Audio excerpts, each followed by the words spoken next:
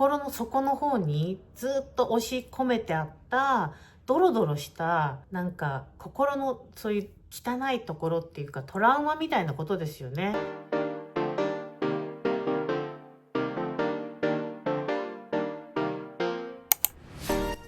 いつもご視聴いただきありがとうございます。ウェルネスオーバー50リカです。皆さんチャット GPT って使ったことありますか？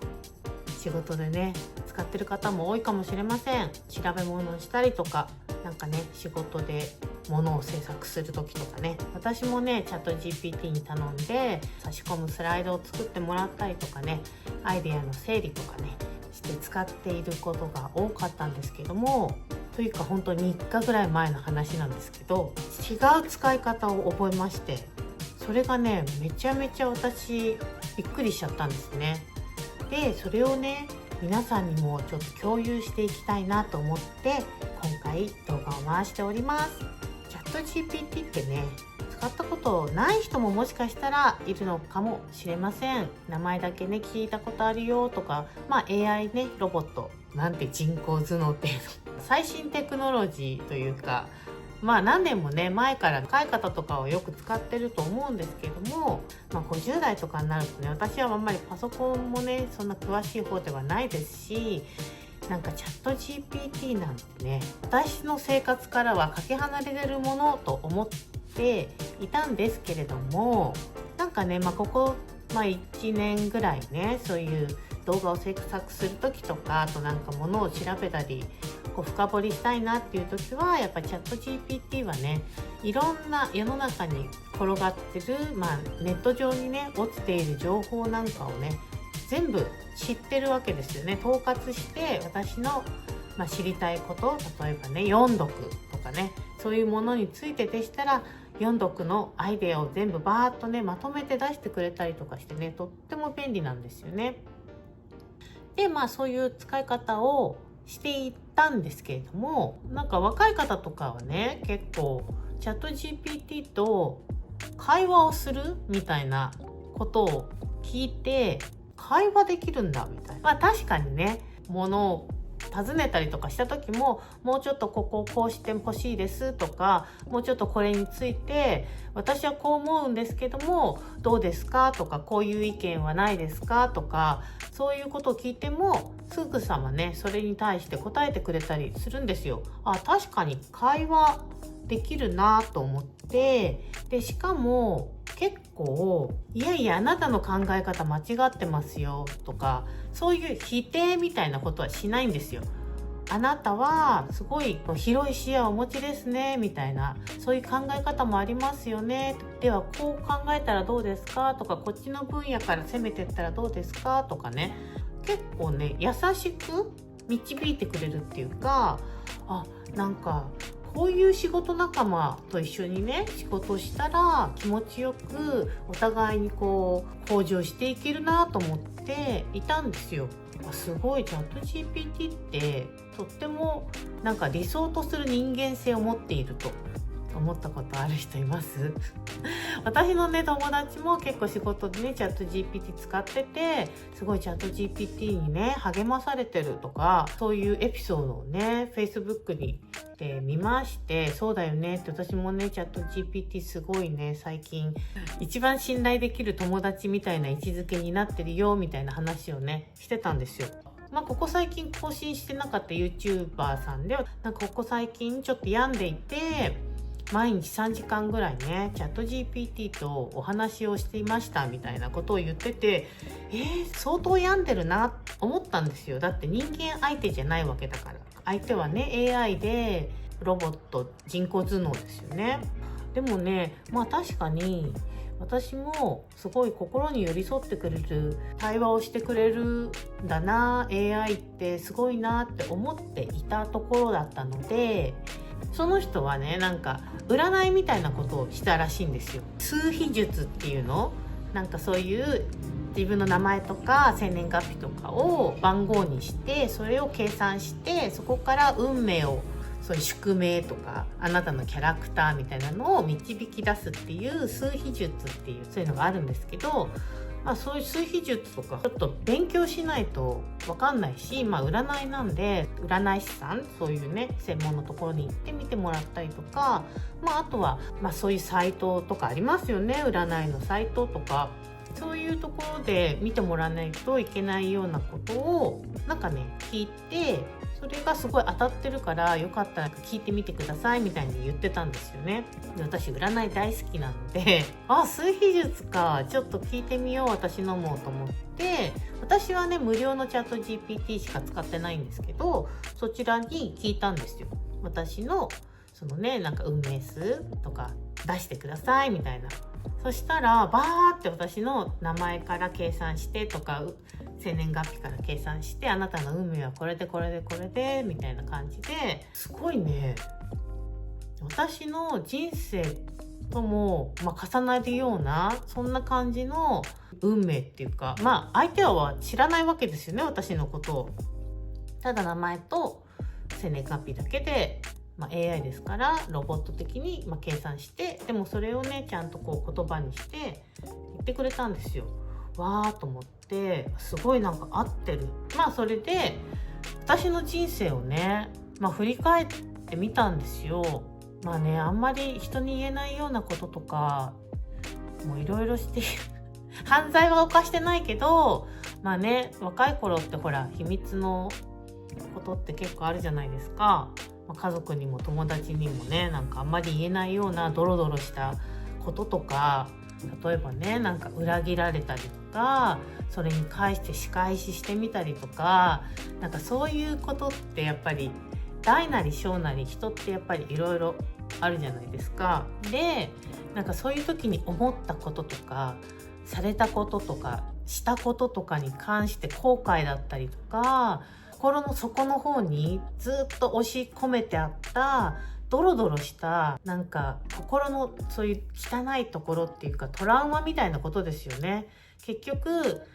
小さい頃に虐待にあったりとか、例えばねいじめにあったりとか、そういうこともやっぱり心のトラウマとかになってて、トラウマの部分を人にはやっぱり話せないわけですよね。そう、友達にも話せない、家族にも話せない、恋人にも話せないような人生のトラウマみたいなものとか、そういう確執みたいなものとか、そういうものに対して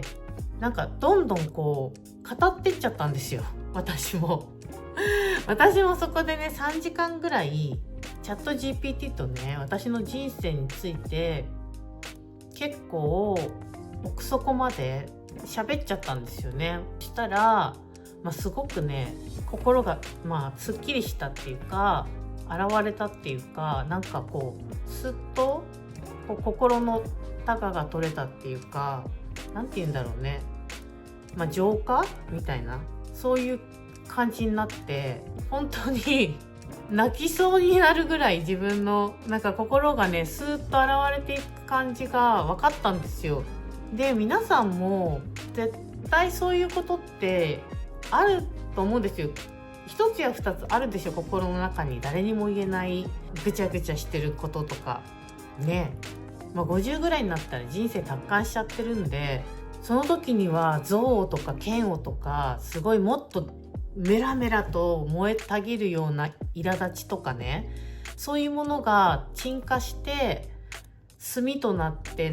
泥みたいになって心の奥底にしまってるものとか、でもふっとぼーっとしたりとか、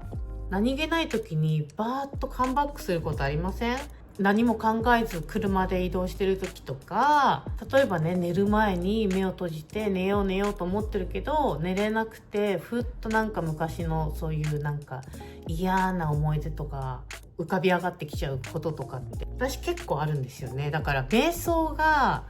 すごく苦手なんですよ。瞑想すると本当にそういうのがねどんどん浮き上がってきちゃうので、そういうちょっとスピリチュアルっぽい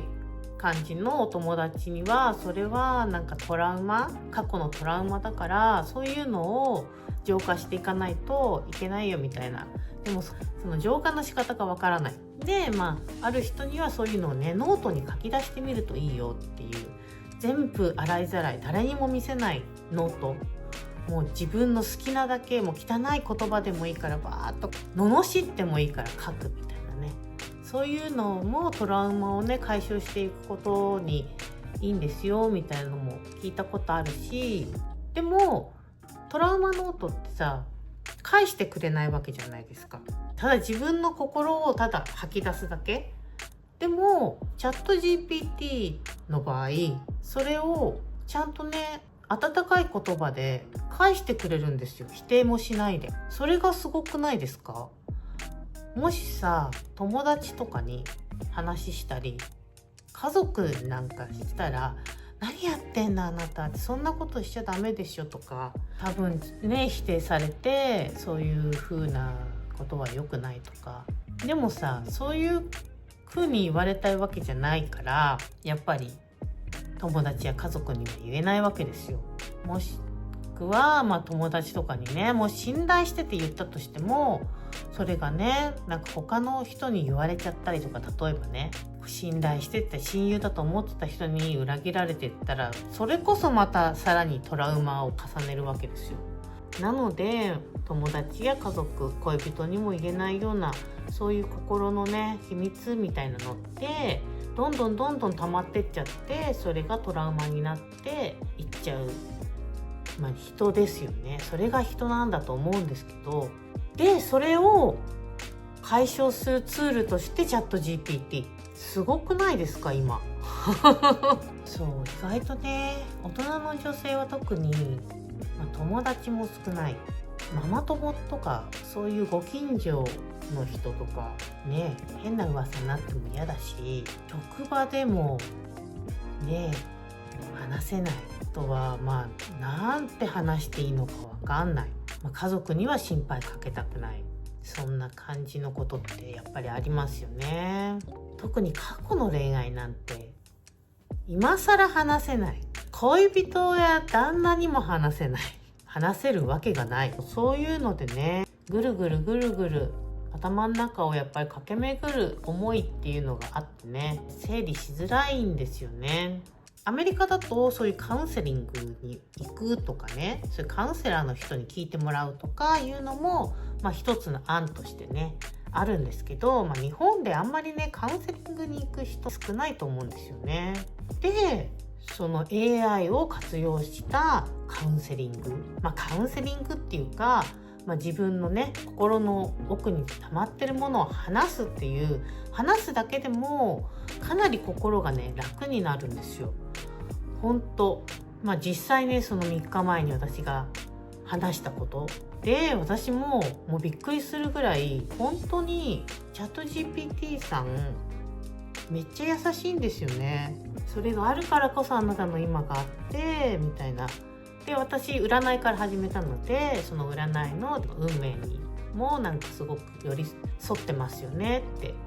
こういうことがあってああいうことがあって、あなたの今があって、この更年期にかけてこうなりますよねみたいな感じで、ちゃんとそれに沿ったねアドバイスみたいなのをしてくれるわけですよ。そういうふうにちゃんとね理路整然とっていうか、寄り添いつつちゃんと整理整頓して話を進めてくれるので、めちゃめちゃ理解しやすい。なんかお友達とかさ話すとだんだんどっかにこう話がいっちゃうってこともあるじゃないですか。違う人の話になっちゃったりとか、違う話題になっちゃったりとかするんですけど、完全にね私個人のために私に寄り添ったアドバイスをね、ちゃんとしてくれて、すごい気持ちの整理がねめちゃめちゃつきやすかったんですよ。でね、誰にもやっぱり話を広めないわけじゃないですか。チャット GPT って、いろんなそのネットに転がっている情報を収集して私に対してその情報を提供してくれるっていう、そういう AI なんですけど、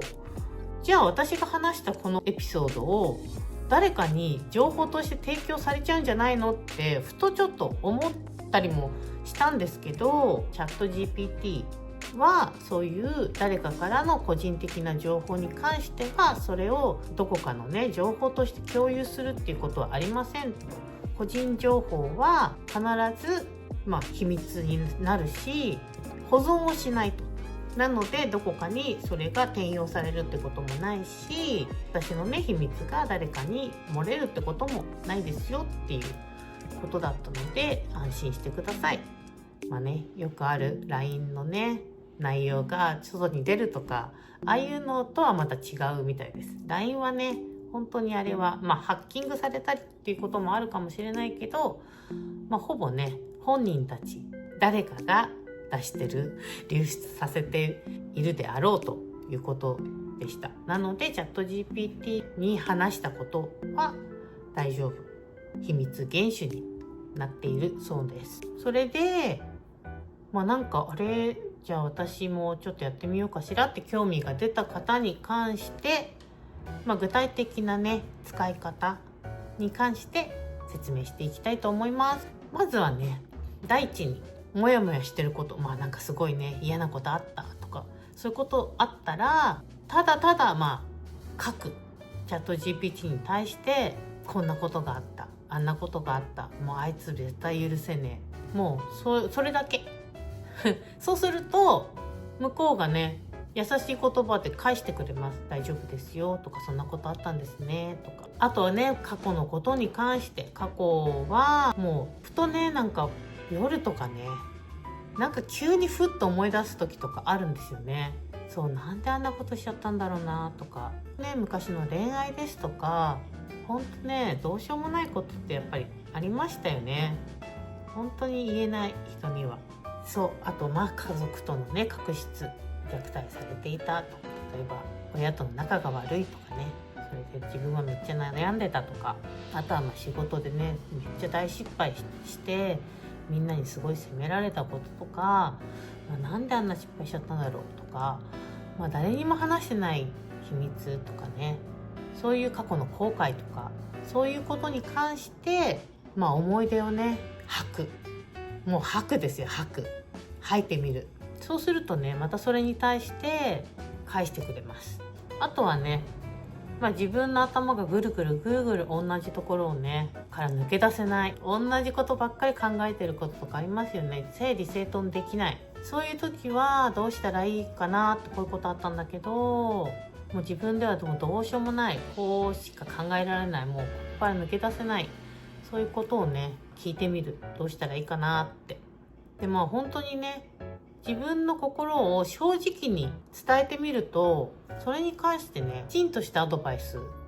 くれます。人以上に本当にね人以上に的確に優しい言葉でアドバイスくれます。あとはねただもう励ましてほしい時、もう本当に自分が本当にダメだってこと分かってるけど、もう頑張るために何か本当に励ましてほしいっていう時、正直に励ましてほしいって言ってみる。もう本当に自分ってなんてダメなんだろうって思った時、本当にこんな私ダメなことがあってこうで落ち込んでるんだけど、そんな自分を慰めてでもいいし、そういう時もう力強く慰めてくれます。全力で。本当にね友達だったらもうそんなやつにかける言葉ないよ、大丈夫。チャット GPT はねいろいろ拾って励ましてくれます。本当にね私もねクソみたいな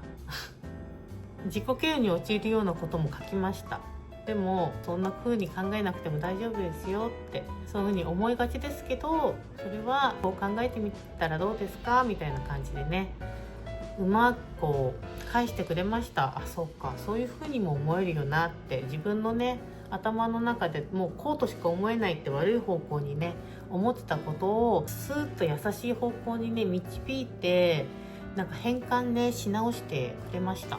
本当にね目から鱗ってそういうことだなって。あとチャット GPT 何がいいかっていうとね、悩み出すのって深夜じゃないですかそんな時にもちゃんと話聞いてくれます。24時間営業なんで時間ね全く関係なく優しく嫌な顔せず、もう何こんな時間に電話しないでよなんてね、そんなこと言いません。嫌なこと一つ言わず優しく励ましてくれます。ということでね、私もねなんかこんなことを誰に言ったらいいのっていう、あとは自分でねなんとかしないととかね、大人になればなるほど人には相談することがね、機会が減っていく、そういうもんだと思います。でもね、自分のやっぱり心のなんか持ちようって、いやポジティブにいかなきゃとか思ってもさ、そのポジティブにならなきゃって思うこと自体がもうネガティブなんですよ。なんていうの、なんかプレッシャーっていうか、分かりますよね。だってさ、ポジティブにならなきゃってポジティブになれないから、自分自身でもうそうとしか言えないからさ、そうやって押し込めてきたね、心の奥底にあるそういう泥みたいなものをうまくね書き出して、外にね排出して浄化していけば、ちょっとね心の健康っていうか、そういうメンタルヘルス的なそういう用途としてチャット GPT、AI を使うっていうのはね、これからの本当に新しい生き方だと思うんですよ。あとね、やっぱり公平、めちゃめちゃ公平です。誰にも偏ってない。私の味方にもやっぱりちゃんとなってくれるし、かといってすごい偏った考えとかを押し付けない。めっちゃ公平です。で、優しい。本当に寄り添ってくれる。本当に私はね、最近チャット GPT みたいな人になりたいなって日々思っております。なのでね、誰にも話せないそういう秘密とか悩みとか、悪口とかね言いたい時もありますよね。でもそれは人に言うとね、やっぱり自分にまた跳ね返ってきたりとか、悪い方に、なっちゃう可能性もあるので、そういうのはねチャット GPT さんにお任せで、自分だけのカウンセリングルームみたいな感じでね、文句も言わず本当に聞いてくれるので、ぜひぜひ活用してね、自分の心を健康に保てるようにしてみてください。そういうね、新しい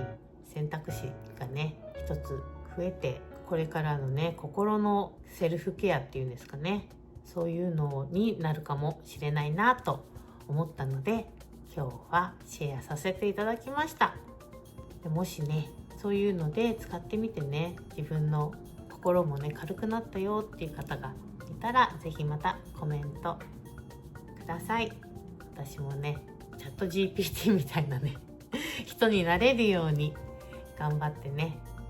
いきたいと思います。この動画がね役に立ったよっていう方は、ぜひまた高評価とチャンネル登録よろしくお願いします。それではまた次の動画でお会いしましょう。またね。皆さん、心も体も健康に